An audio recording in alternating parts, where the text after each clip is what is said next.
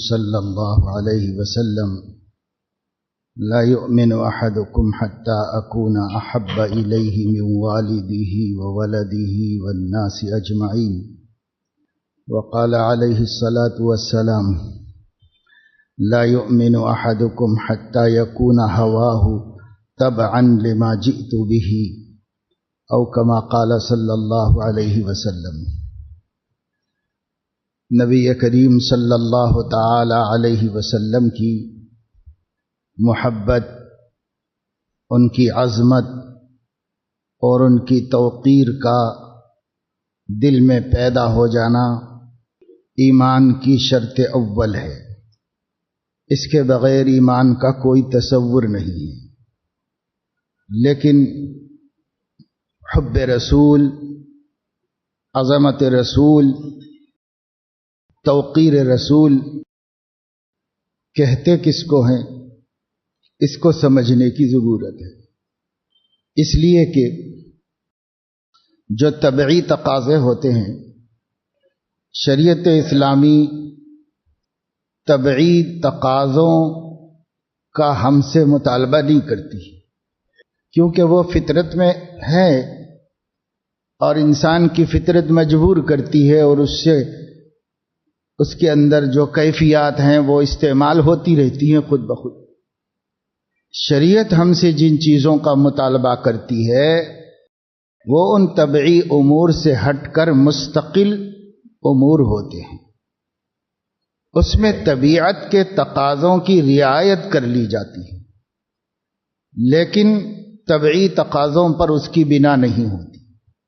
وہ مستقل احکام ہوتے ہیں جو عقل کو اپیل کرتے ہیں اور عقل انسانی اس کو قبول کرتی ہے. جو اللہ کی اور اس کے حبیب کی محبت کا مطالبہ کیا گیا ہے اور اسے ایمان کا جز بنایا گیا ہے، ایمان کی شرط بنایا گیا ہے، ایمان کا مدار اس پر رکھا گیا ہے، وہ محبت طبعی طور پر ہم سے نہیں مانگی گئی، عقلی طور پر مانگی گئی. اس لیے کہ طبیعت آدمی کے اختیار میں نہیں ہوتی. حضور اکرم صلی اللہ تعالی علیہ وسلم اپنی تمام ازواج مطہرات کے ساتھ پورے طور پر عدل کا معاملہ فرماتے تھے. ہر چیز میں ان لوگوں کی بھرپور رعایت کرتے تھے. کسی سوکن کو کسی دوسرے سوکن کے مقابلے میں گستاخی، بے ادبی کرنے بھی نہیں دیتے تھے. اس میں بھی تربیت فرماتے تھے، اور خود بھی اپنی باریوں میں ناانصافی نہیں فرماتے تھے. یہاں تک کہ آخری دنوں میں جب آپ سے چلنا پھرنا اور زیادہ کام کرنا مشکل ہو گیا، آپ کے دل میں آیا کہ مجھے اب کسی ایک گھر میں رہ جانا چاہیے، اور آپ کا جی یہ چاہتا تھا کہ یہ جتنے دن بچے ہوئے ہیں یہ حضرت عائشہ کے گھر میں رہ جائیں. وہ عمر میں بھی کم تھیں، زیادہ توجہ اور عنایت کی مستحق بھی تھیں، سب سے زیادہ غم انہی پر پڑنے والا بھی تھا. حضور علیہ الصلاۃ والسلام آخری دن ان کے گھر میں گزار لینا چاہتے تھے، لیکن آپ نے اپنے آرڈر سے ایسا نہیں کیا، بلکہ سب بیویوں کو بلا کر ان سے اجازت طلب کی. حالانکہ آپ نبی تھے، جو حکم فرما دیتے ان کی بیویوں کو بھی امتی ہونے کی حیثیت سے اس پر عمل کرنا اور مان لینا ضروری ہوتا. لیکن آپ نے اوروں کو بلا کر کہا بھائی اب طبیعت میری ایسی نہیں رہی کہ گھر گھر آؤں اور سب کے حقوق ادا کروں، اور میں چاہتا ہوں کہ عائشہ کے گھر میں رہ جاؤں، آپ لوگ اپنا حق مجھے دے دیں. تو سب نے خوشی سے کہا بالکل آپ جہاں رہنا چاہیں وہیں رہیے، ہم وہیں آپ کی خدمت کر لیں گے، آپ کو دیکھ لیں گے، آپ وہیں رہیے. اس قدر عدل و انصاف فرماتے تھے.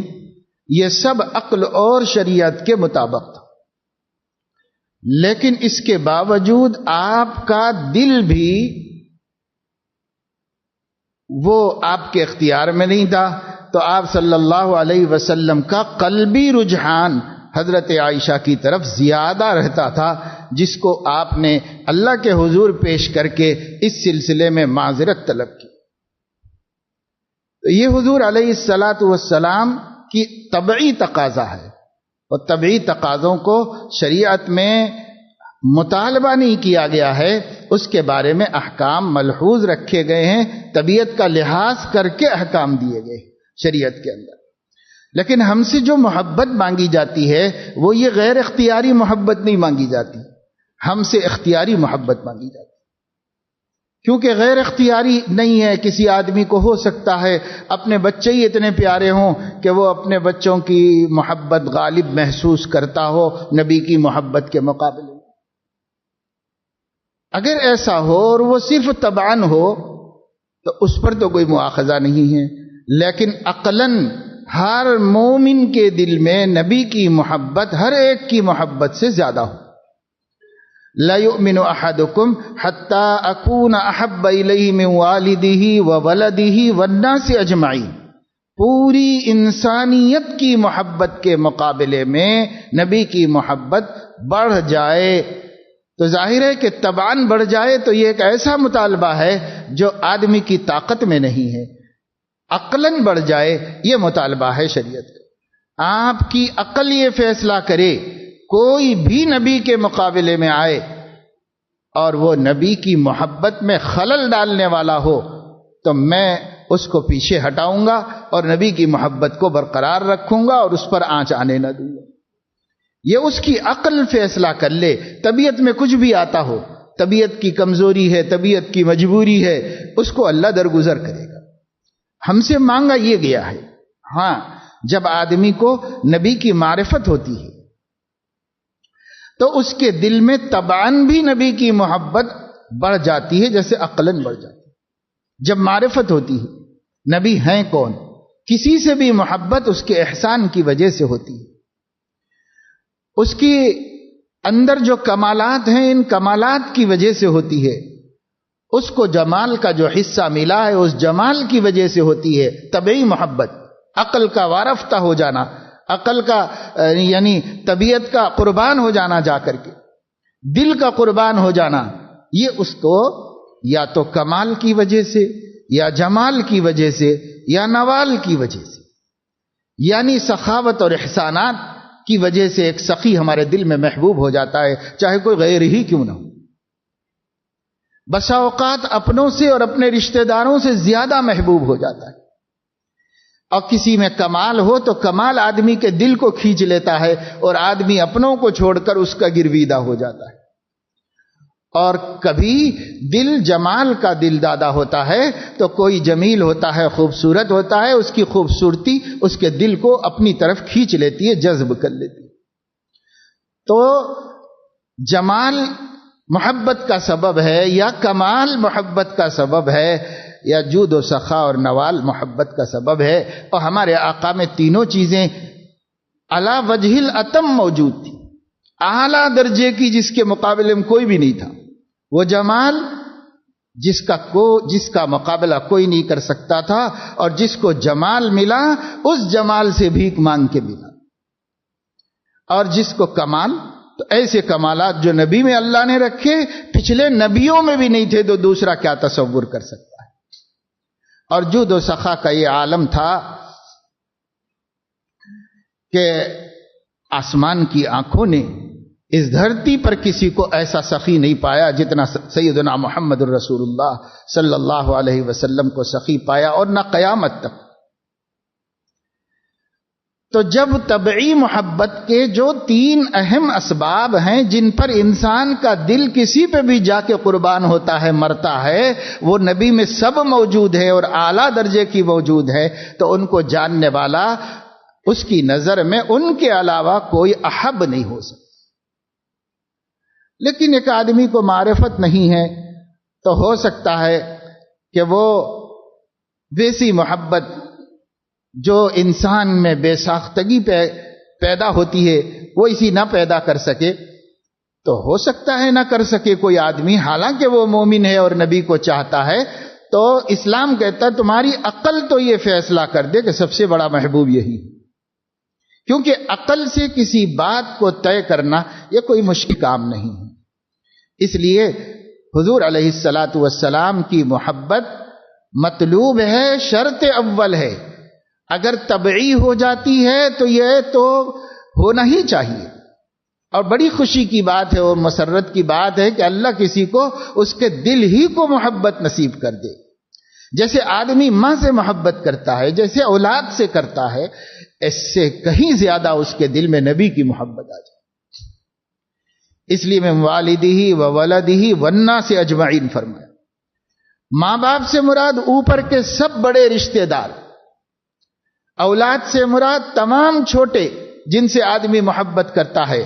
والناس اجمعین میں بیوی اور تمام ساتھی اور ساری انسانیت آ گئی. سب سے بڑھ کر محبت حضور علیہ السلام کی پیدا ہو تو یہ محبت معرفت جتنی ہوگی اتنی خود بخود پیدا ہوتی چلی جائے گی. ورنہ کلمے کی بنیاد پر ہمارے رسول ہونے کی وجہ سے، ہمارے عقل کے فیصلے سے ہم ان کو دنیا میں سب سے زیادہ محبوب مان لیں، یہ تو کمپلسری ہے، ضروری لازم ہے. اور یہ جس قدر آپ کی معرفت حاصل ہوگی اسی قدر، جس قدر آپ کے حسن و جمال کو جانیں گے، جس قدر آپ کے کمالات کو جانیں گے، اور جس قدر آپ کی جود و سخا اور امت پر اپنی مہربانیوں کو جانیں گے، اتنی زیادہ محبت بڑھتی جائے. اور محض سوچنے سے سمجھنے سے انسان عقلی ایمان تو لے آئے گا اور اس کا بھی کام چل جائے گا، لیکن طبعی ایمان سے جو لذت حاصل ہوتی ہے ایمان کی وہ اس کو نصیب نہیں. طبعی محبت ہو حضور علیہ الصلاۃ والسلام سے. اس کے لیے آپ صلی اللہ علیہ وسلم کی معرفت کی ضرورت ہوتی ہے. اور آدمی عمل کے اعتبار سے کیسا ہی کیوں نہ ہو، اگر نبی کی صحیح معرفت ہے تو نبی کریم صلی اللہ علیہ وسلم کی نسبت اس کو درست کر دیتی ہے. کیونکہ محبت جس کی ہوتی ہے اس کی اطاعت ہوتی ہے. کہا جاتا ہے ان المحب لمن یحب یطیع. جو عاشق ہوتا ہے، جس سے عشق ہوتا ہے، اس کا فرما بردار بن جاتا ہے، خود بخود بن جاتا ہے. ہم دعویٰ تو کریں کہ یہ ہمارا محبوب ہے اور عمل بتائے نہیں کہ یہ محبوب ہے تو فائدہ کیا؟ کوئی فائدہ نہیں. اس لیے کہ یہ دنیا کا مانا جانا دستور ہے. ان المحب لمن یحب یطیع. محب چاہنے والا جس کو چاہتا ہے اس کے آگے بچھ جاتا ہے اور اس کی ترجیح، اس کی محبت، اس کی چاہت کو اپنی ترجیح بنا لیتا ہے، اپنی چاہتوں کو پیچھے کر دیتا ہے اور محبوب کی چاہت کو آگے کر دیتا ہے. یہ محبت کا فطری لازمہ ہے. اگر ہمیں نبی سے بھی محبت ہے اور یہ بات کہنے میں ہم سچے ہیں تو ہماری زندگی بتائے گی، ہمارا لائف سٹائل بتائے گا کہ ہم عاشق ہیں یا نہیں ہیں. صرف زبان سے پکارا کرنے سے کام نہیں چلے گا. ہماری زندگی بتائے گی، زندگی کے رنگ ڈھنگ بتائے گا کہ یہ ہے کہ نہیں ہے عاشق. کسی کو بولنے کی ضرورت نہیں، ہم کو بھی دعوت کرنے کی ضرورت نہیں. زمین جان لے گی، آسمان جان لے گا، ہر انسان جان لے گا، مومن جان لے گا، کافر جان لے گا. اور اللہ پاک تو علیم بذات الصدور ہے ہی. ہے محبت تو زندگی بتائے گی، اور اگر نہیں ہے تو زندگی بتائے گی. کم ہے تو زندگی بتائے گی. انسان کی زندگی کا رنگ ڈھنگ اس کے محبوب کی محبت کا تعین کرتا ہے. کتنی محبت ہے وہ خود متعین کرتا ہے. اس لیے اسلام یہ کہتا ہے کہ تم چاہے بولو نہ بولو بھائی، تم اپنی زندگی سے بتا دو کہ تم عاشق رسول ہو. بس اپنی زندگی سے بتا دو، ایک دفعے بھی نہ بولو تو کوئی حرج کی بات نہیں. اور زندگی بھر بولتے رہو اور زندگی نہ بتائے تو پھر کوئی فائدہ نہیں. بولنے کا کوئی فائدہ نہیں، کرنے کا فائدہ ہے. صحابہ کرام نے ایک مرتبہ بھی ان کے حالات میں ایسا آتا ہے کہ وہ حضور علیہ الصلاۃ والسلام کی محبت کو لوگوں میں بیان کرتے پھرتے ہوں گے، ایسا نہیں. ہاں، حضور علیہ السلام کے سامنے یہ بات آئی ہے صحابہ سے.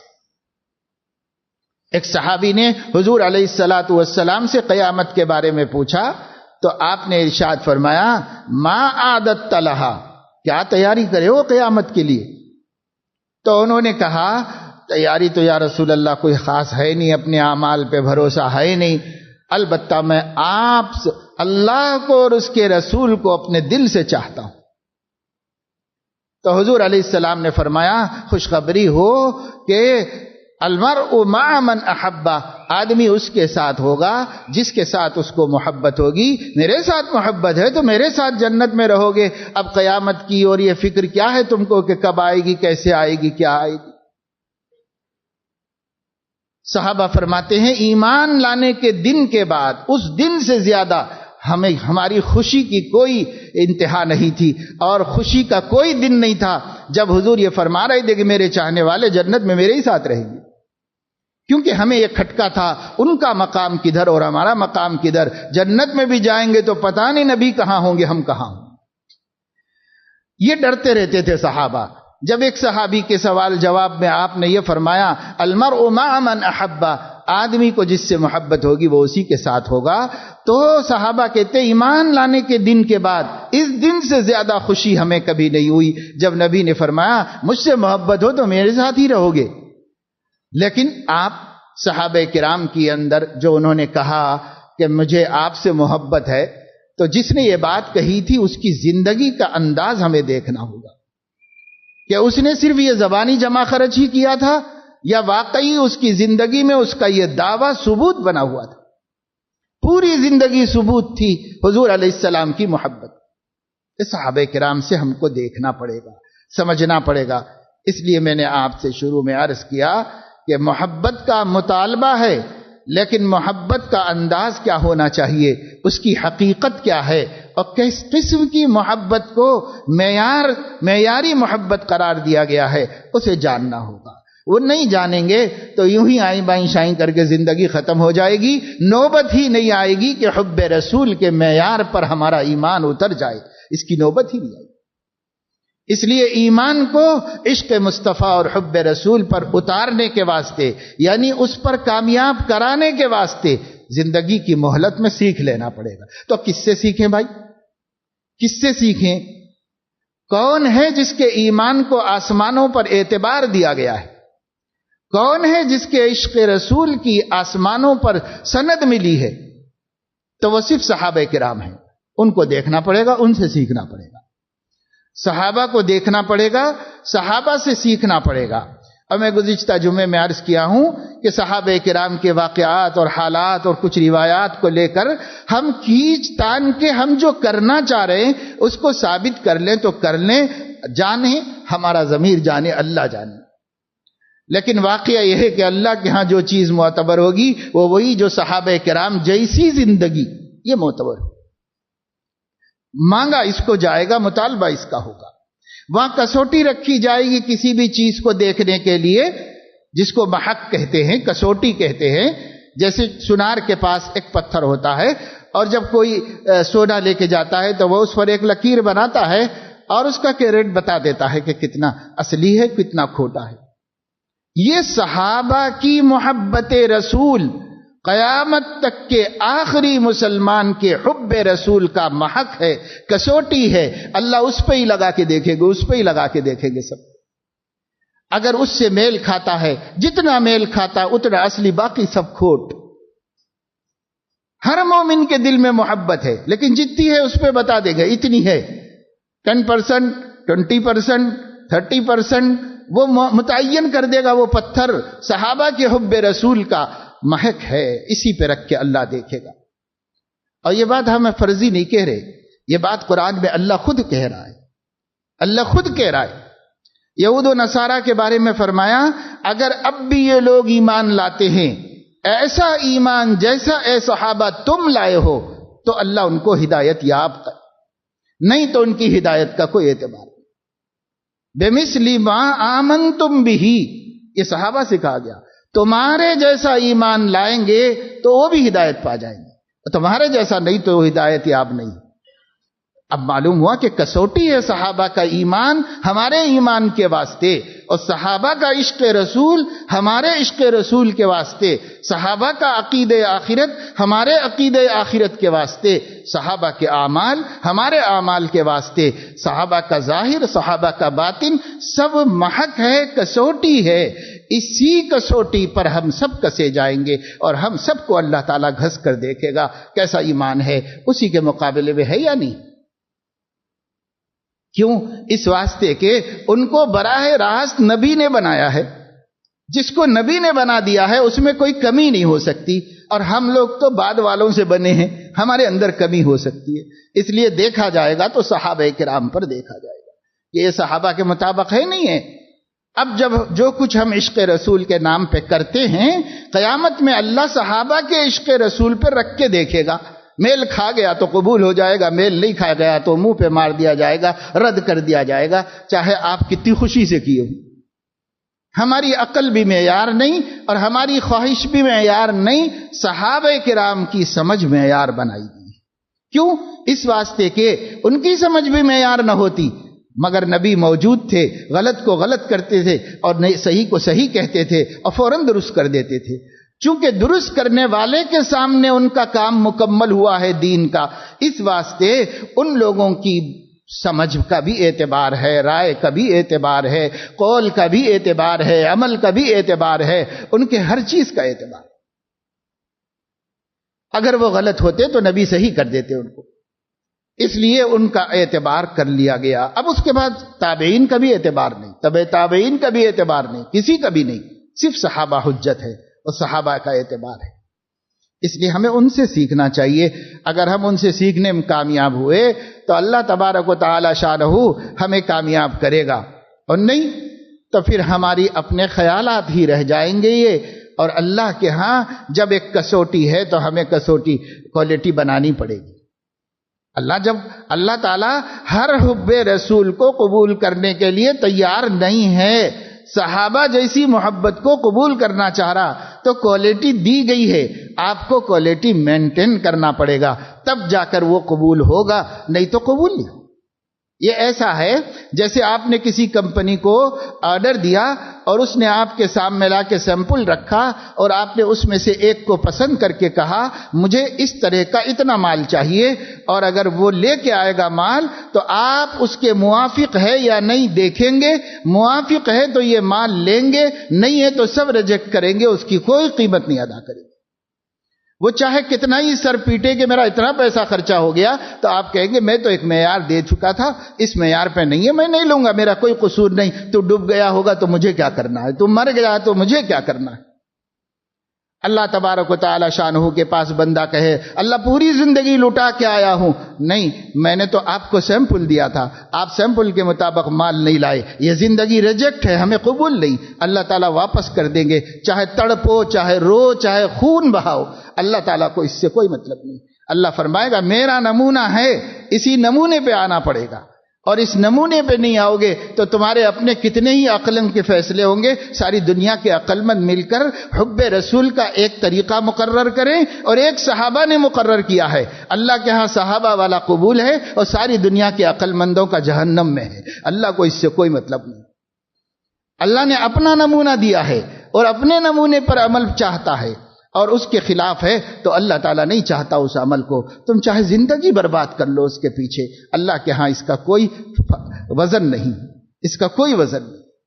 اس لیے تمام امت کے علماء، محدثین، فقہاء، صلحاء، اولیاء، ان کی زندگی کی سب سے بڑی تمنا اور ان کی زندگی کی سب سے بڑی فکر یہ تھی کہ وہ سنت سے نہ ہٹے، وہ سنت سے نہ ہٹے، سنت نبی اور سنت صحابہ، اس سے ہم ہٹنے نہ پائیں۔ پوری زندگی کا ان کا اسٹائل یہ تھا، اسی کو لائف اسٹائل کہتے ہیں مسلمانوں کا، یہ ہے کوئی بھی کام سنت سے نہ ہٹنے پائے، سنت سے نہ ہٹنے پائے۔ کسی ولی کو دیکھ لو، کسی عالم کو دیکھو، اور کسی بھی فقیہ کو، مجتہد محدث کو، سب کا یہ حال۔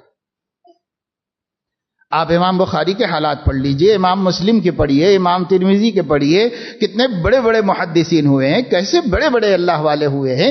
ان محدثین کی پوری زندگی سنت کی تلاش اور سنت پر عمل کے لیے گزر گئی، پوری زندگی۔ آپ فقہا کو دیکھ لیجئے، امام اعظم ابو حنیفہ کو، امام مالک رحمہ اللہ، امام شافعی، امام احمد ابن حنبل، امام اوزاعی، امام مزنی، اور بہت سارے علماء ہوئے ہیں، فقہا ہوئے ہیں۔ ان فقہا کی زندگیوں کو دیکھ لو آپ، ان کی پوری زندگی سنت کو تلاش کرنے اور سنت پر جمنے، چھوٹی سی چھوٹی بات یہ سنت کے مطابق ہو، اس کی تحقیق اور اس تحقیق پر اس پر عمل، اس میں گزر گئی زندگی آئی۔ امام محمد رحمت اللہ علیہ کا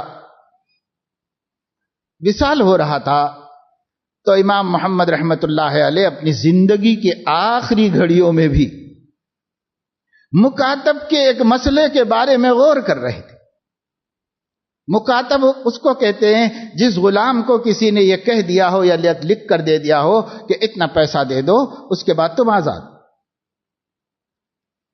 وہ ایک شرعی مسئلہ ہے، اس شرعی مسئلے کے بعض پہلوؤں پر اپنی جو کوششیں تھیں اس کے بارے میں غور کر رہے تھے اور اسی حالت میں انتقال ہو گیا۔ کسی نے خواب میں ان کو دیکھا تو کہا آپ کی گھڑیاں آخری کیسے گزری؟ کہا بھائی وہ سکرات کیسے گزر گئی یہ تو مجھے یاد نہیں، میں ایک مسئلے میں غور کر رہا تھا اور اسی میں مجھے اللہ کے پاس پہنچا دیا، اور اسی میں آخری سانس تک بھی وہ جو کہتے نا کہ کرتے کرتے مرو اور مرتے مرتے کرو، تو بولنا بہت آسان ہے، زندگی اسلاف کی دیکھو، یہ مرتے مرتے کر رہے ہیں، ایک مسئلے کا حل نکالنے میں دنیا سے چلے گئے، اور زندگی میں 2.5 لاکھ مسئلے بیان، 2.5 لاکھ مسئلے قرآن حدیث سے جس شخص نے نکالے، اور اس کا آخری وقت بھی ایک مسئلے کی تحقیق میں نکل گیا۔ اور امام محمد ہے یہ، امام محمد کی سیر کبیر کو ایک انگریز نے پڑھا۔ انگریزوں کو ایک دور تھا جب دین کا، مسلمانوں کا علم حاصل کرنے کا شوق تھا، اور یہ ان کے ترقی کا ابتدائی زمانہ تھا، ابتدائی زمانہ۔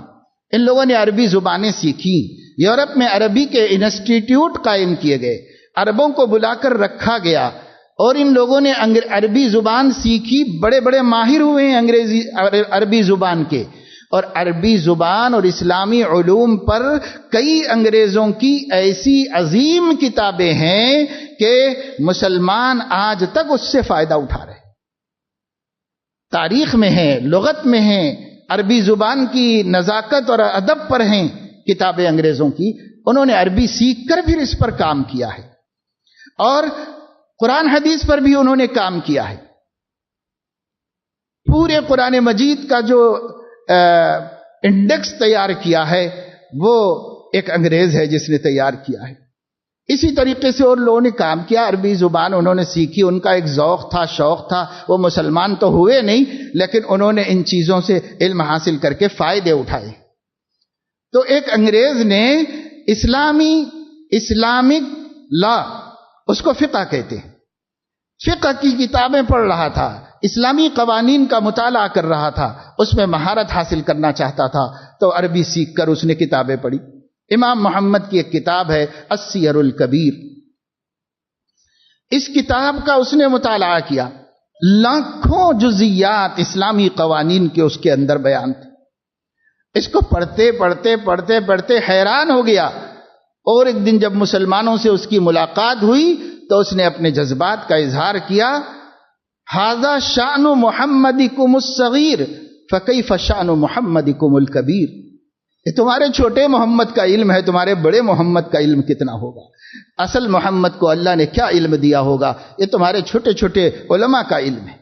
حیران ہو گیا، ایسی حیرانی کیسے جس نے زندگی جب سے شعور آیا ہے، جس وقت وہ امام ابو حنیفہ کی محفل میں پڑھنے کے لیے حاضر ہوئے تھے، اس وقت میں ان کے چہرے پر داڑھی بھی نہیں تھی، تو امام ابو حنیفہ ان کو پیچھے بٹھاتے تھے، کیونکہ ایسے بچے جن کے چہرے ابھی داڑھی مونچھ سے خالی ہوں، ان کو اپنے سامنے بٹھانا اہل اللہ ہمیشہ احتیاط کرتے رہے، اس لیے کہ عورت کے چہرے پر ایک شیطان ناچتا ہے تو امرد کے چہرے پر 10 شیطان ناچتے۔ امام ابو حنیفہ متقی، ہر متقی احتیاط کرتا تھا۔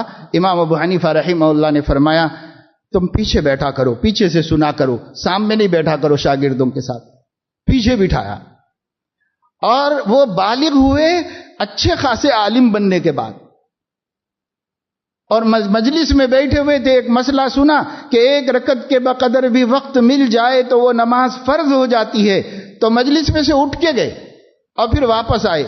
پوچھا، استاد نے تو کہا کہ یہ مسئلہ سامنے آیا کہ بالغ ہونے کے بعد جو نماز کا وقت چل رہا ہے اس وقت میں وضو کر کے ایک رکعت پڑھ سکتے ہیں، تو وہ نماز فرض ہے. تو میں وہ نماز پڑھا ہوا نہیں تھا، اس کے بعد والی سے پڑھا ہوا تھا، اس لیے وہ نماز جا کے پڑھ کے آیا ہوں اسی وقت اٹھ کے جا کے سبق میں سے، تاکہ ذمے میں ایک نماز بھی باقی نہ رہے.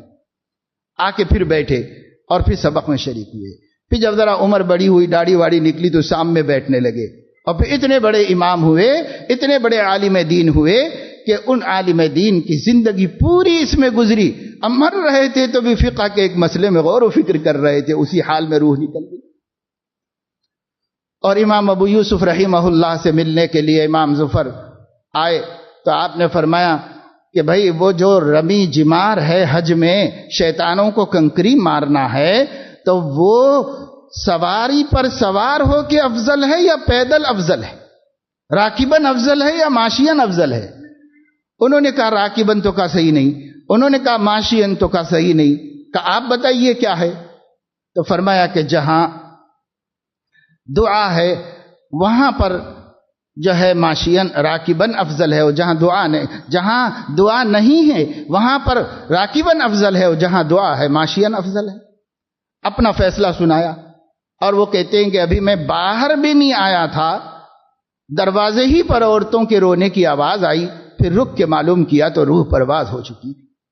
یہ آخری وقت ہے جب بھی امت کے مسائل کا استحضار ہے اور اس کے سلسلے میں فکر ہے کہ بھئی یہ مسئلہ صحیح طریقے پر امت کے سامنے آ جائے اور صحیح بات ان کے سامنے آ جائے.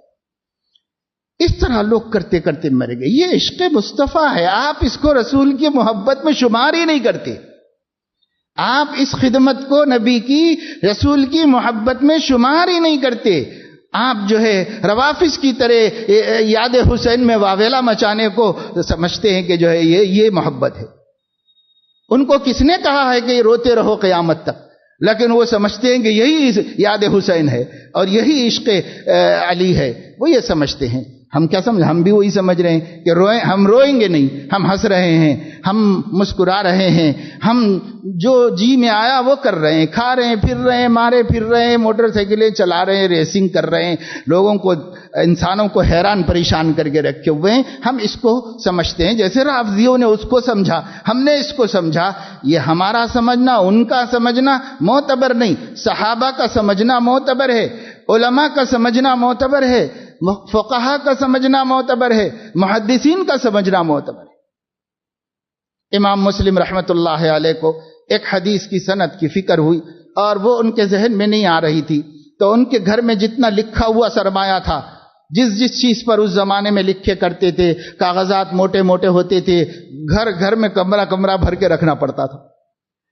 اب وہ اس میں سے نکال کر کے حدیث تلاش کر رہے تھے، اور کسی نے ٹوکرے میں کھجوریں لا کے رکھ دی، کیونکہ کھانا نہیں کھائے تھے. تو وہ کھاتے رہے ڈھونڈتے رہے، سارے کھا گئے. پھر پیٹ میں ایسی شدید تکلیف ہوئی کہ اس کی وجہ سے وصال ہو گیا. ایک حدیث کی تلاش میں وصال ہو گیا، انتقال ہو گیا. یہ عشاق رسول جن کی زندگی پوری اسی میں گزر رہی، اسی میں پوری زندگی گزر رہی ہے. امام طبرانی رحمہ اللہ کا آپ نے نام سنا ہوگا. یہ اپنے دوست کو لے کر کے ایک حدیث کا علم حاصل کرنے کے لیے، معلوم ہوا فلاں جگہ محدث ہیں، تو سفر کر کے جا رہے. غربت کا یہ عالم تھا کہ سامان سفر ختم ہو گیا، توشہ ختم ہو گیا، پہنچ نہیں پائے، اور راستہ چل رہے، ریگستان میں چل رہے. تو کہتے ہیں ہم کو بھوک نے چکرا دیا اور ہم گر رہے تھے اور اٹھ رہے تھے اور چل رہے تھے، یہاں تک کہ ہم کو سمندر کے کنارے کوئی پیلی پیلی سی چیز پڑی ہوئی ملی. ہم نے اسے اٹھا کے منہ میں رکھ کے نکل گیا.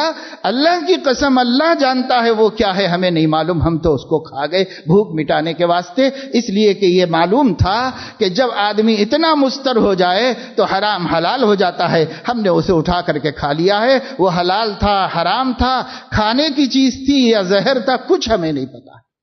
مگر جا رہے ہیں حدیث رسول سننے کے واسطے، حدیث رسول کے واسطے جا رہے ہیں۔ یہ عشق مصطفیٰ ہے، یہ حب رسول ہے، ایک ایک حدیث کے واسطے۔ ایک آدمی گئے ایک حدیث سیکھنے کے واسطے، جب اس گاؤں میں پہنچے تو دیکھا کہ جن سے یہ بات سننی تھی وہ صاحب جو ہیں توبرا بتا کر اونٹ کو بلا رہے ہیں، یعنی ٹوکرا خالی ٹوکرا بتا کے اونٹ کو بلا رہے ہیں۔ تو ظاہر اونٹ یہ سمجھتا ہے کہ یہ کچھ چارہ دیں گے، اس لیے آ جاتا ہے۔ وہ بدوؤں کا طریقہ ہے اونٹ کو بلانے کے لیے، اس کو ٹوکرا بتاتے وہ آ جاتا ہے۔ تو وہ بلا رہے ہیں، ان لوگوں نے قریب میں جا کر کے دیکھا کہ اس میں کچھ ہے یا نہیں، تو وہ خالی تھا، اس میں کچھ بھی نہیں تھا۔ وہ گاؤں والوں کے طریقے کے مطابق بلا رہے تھے۔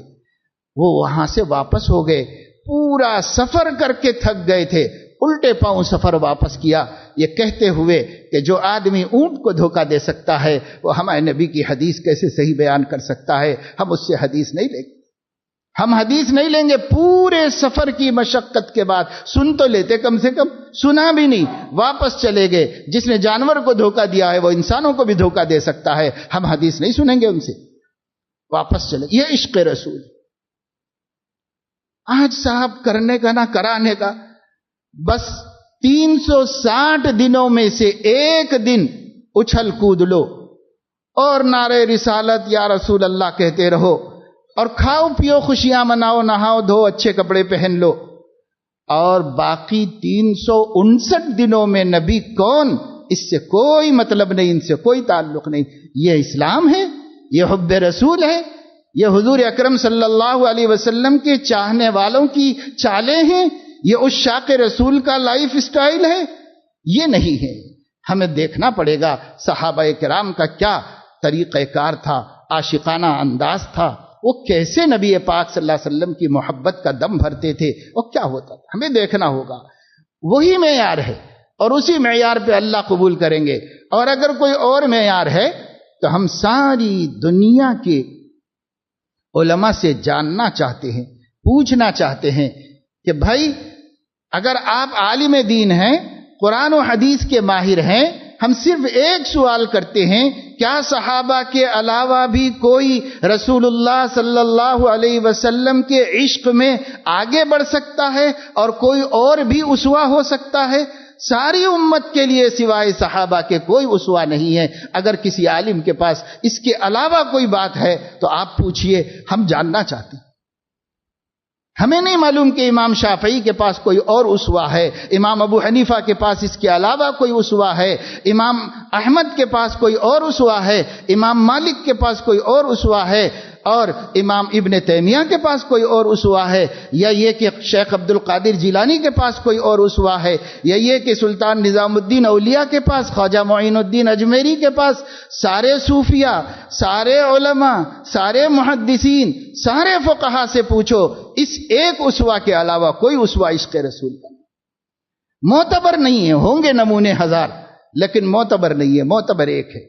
جب یہ ایک ہے تو آپ ادھر کیوں نہیں دیکھنا چاہ رہے ہیں؟ آپ ان کو کیوں نہیں دیکھنا چاہ رہے ہیں؟ آپ ان کو کیوں نہیں جاننا چاہ رہے ہیں؟ یہ ہے ہمارا مسئلہ۔ اب آپ واٹس ایپ پہ ڈھیر لگا دو، صاحب 101 دلیلیں، 1000 دلیلیں، 5000 دلیلیں، 50 لاکھ دلیلیں بنا لو۔ جو بے علم جاہل ہوگا وہ متاثر ہو جائے گا، جو حضور کی قرآن اور حدیث کو جانتا ہے وہ متاثر نہیں ہوگا اس سے۔ وہ کہے گا یہ بچوں کے کھیل ہیں، یہ بچوں کی باتیں ہیں، یہ علم کی باتیں نہیں ہیں۔ علم کی باتیں کیا ہیں؟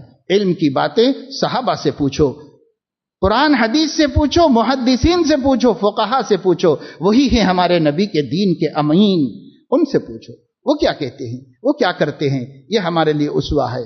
یہ بات ہے، یہ بات اگر کسی کو اچھی لگتی ہے تو اس کا ایمان سلامت ہونے کی علامت ہے، اور اگر یہ بات کسی کو اچھی نہیں لگتی ہے تو اس کے ایمان کے غارت ہونے کی علامت ہے کہ اس کا ایمان سلامت نہیں ہے۔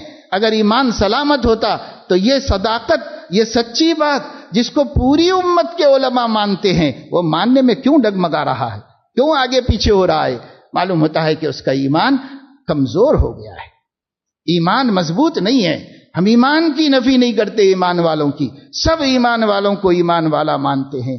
ہاں آپ عاشق رسول بھی ہیں، لیکن جس معیار پر آنا چاہیے اس معیار پہ نہیں آ رہے ہیں۔ ہم یہ بھی نہیں کہتے کہ عشق نہیں ہے، محبت نہیں ہے، ہم کیسے کہیں؟ ایمان اس کے بغیر ہوتا ہی نہیں ہے تو ہم کیسے کہیں؟ سب مسلمان ہیں ماشاءاللہ، سب عاشق رسول ہیں، لیکن یہ فکر نہیں ہو رہی ہے کہ ہمارا ایمان اور ہمارا عشق مصطفیٰ صحابہ کی کسوٹی پہ پرکھا جائے گا، ویسا بنانے کی کوشش کریں۔ یہ دلی جذبات ہیں، ان دلی جذبات کو مسلمان بنائیں، ان دلی جذبات کو صحابہ کی سنت کے سانچے میں ڈھالیں۔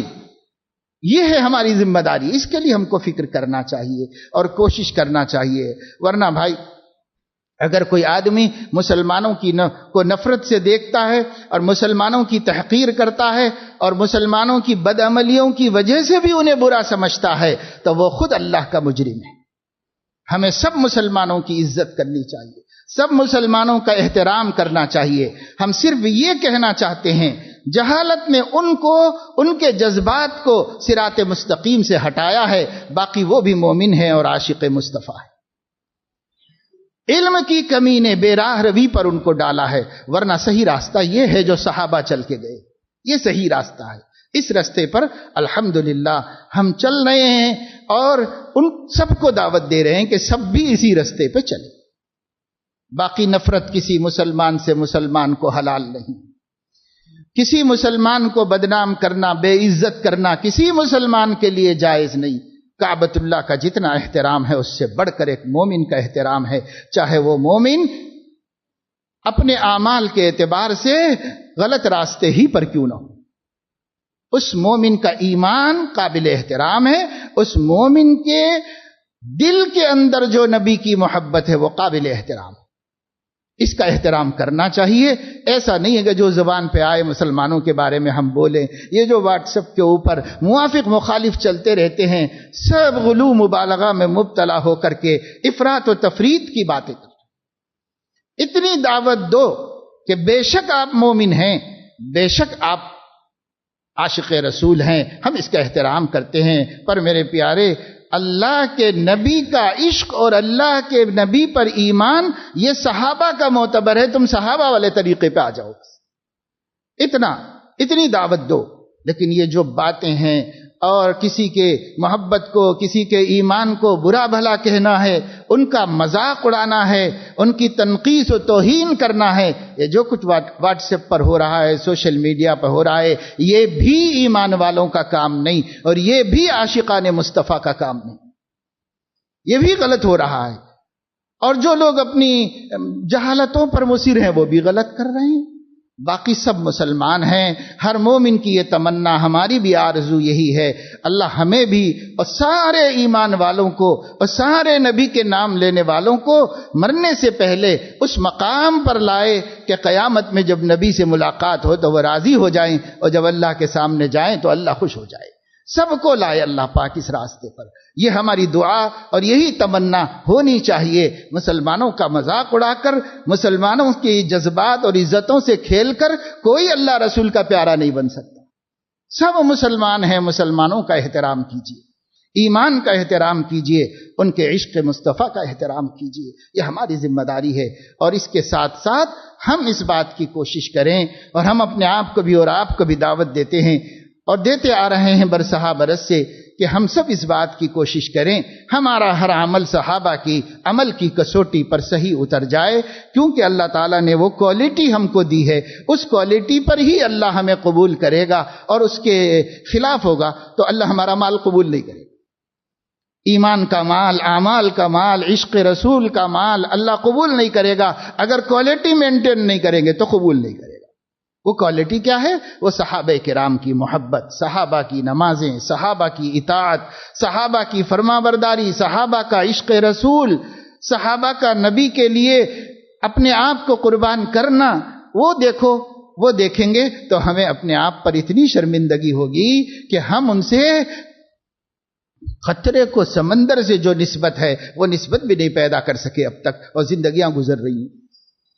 صحابہ سے نسبت پیدا کریں، کیسے عاشق تھے، کیسے فرما بردار تھے، کس طرح اللہ کی مانتے تھے، اپنے نبی کے لیے قربان ہوتے تھے، ظاہر سے، باطن سے، دل سے، عمل سے، مال سے، ہر اعتبار سے صحابہ کرام نبی پاک صلی اللہ علیہ وسلم پر قربان ہوتے تھے، اور ان کے دلوں میں بے شک محبت تھی۔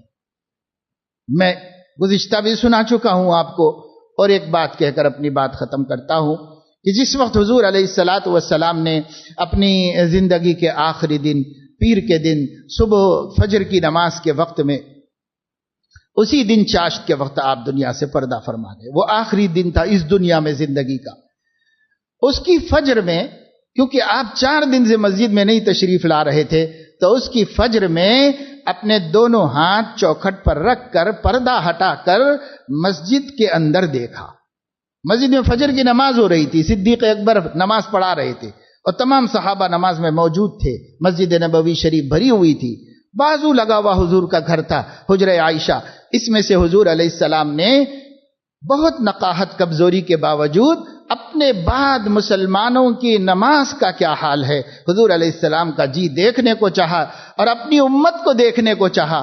تو آپ صلی اللہ علیہ وسلم نے 2 ہاتھ رکھے چوکھٹ پر اور پردہ ہٹایا، اور جب پردہ ہٹایا تو مسجد روشن ہو گئی. چہرے انور کی روشنی سے مسجد روشن ہو گئی. غلس میں نماز ہوتی تھی مسجد نبوی میں، یعنی بہت اندھیرے میں نماز ہوتی تھی فجر کی، اور اس اندھیرے میں صحابہ کہتے ہیں مسجد روشن ہو گئی. اور ہم سمجھتے تھے یہ روشنی کاہے کی ہے، کیسی ہے. اس لیے کن انکھیوں سے تو ہم نے نبی کو دیکھ ہی لیا کہ ان کا چہرے انور انہوں نے آج ہمیں دکھا دیا کہ وہ دنیا سے پردہ فرمانے والے ہیں. ایک دفعہ دیکھ لو امتیوں مجھے. حضور علیہ الصلاۃ والسلام نے اپنا چہرہ دکھایا، مسجد روشن ہو گئی. صحابہ سامنے سے نظر نہیں ہٹاتے تھے کیونکہ نماز کی تکمیل ہو چکی تھی، اور تکمیل کے بعد خشوع و خضوع کا اعلیٰ معیار پیدا ہو گیا تھا. کوئی ہٹتا ادھر ادھر نہیں دیکھتا تھا. لیکن کہتے ہیں ہم نے کنکھیوں سے بس پلٹ کے حضور صلی اللہ علیہ وسلم کو تھوڑا ادھر ادھر کر کے دیکھ لیا. امام بخاری نے یہ روایت ادھر ادھر التفات کرنا درست ہے یا نہیں ہے اس باب میں بیان کی. تو ادھر دیکھ لیا ذرا سا حضور علیہ السلام کو، لیکن وہ آگے کیا کہتے ہیں وہ میں آپ کو بتانا چاہتا ہوں.